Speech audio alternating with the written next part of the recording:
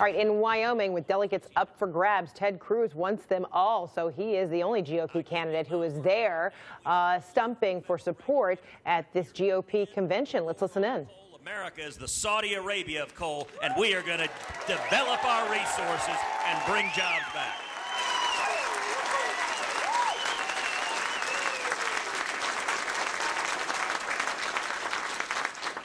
Just a couple of weeks ago, I was at a campaign event in West Virginia with several hundred coal miners.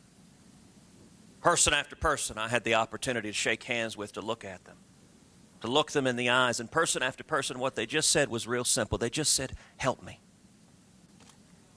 My entire life, my family is under assault from the federal government. This is wrong in the United States of America. We are blessed with unbelievable energy resources: coal, oil, gas, wind, nuclear, solar, ethanol, biofuels, all of them. We ought to develop all of them, and that's millions of jobs for Americans without knuckleheads from Washington stopping it.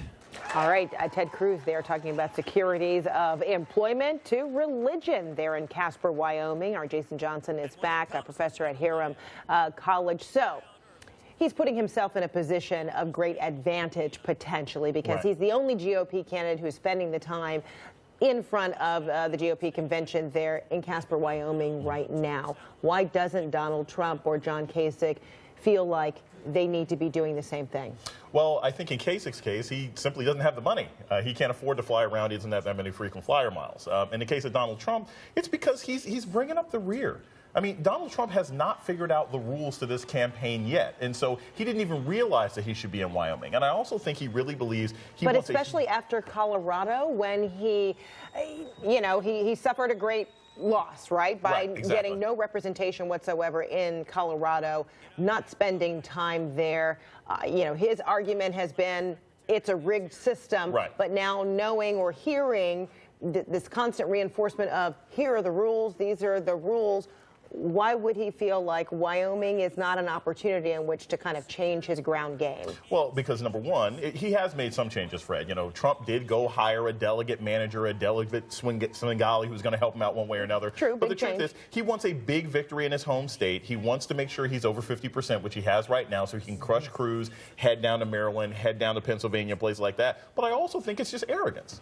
I think Donald Trump really thinks, well, I can just do things my own way. It's worked so far, and rather than learning the new rules, I'm going to stamp my feet and complain like a little baby. And so I think that's why he's not in Wyoming. Meantime, Ted Cruz perhaps getting some potential gains here in Wyoming.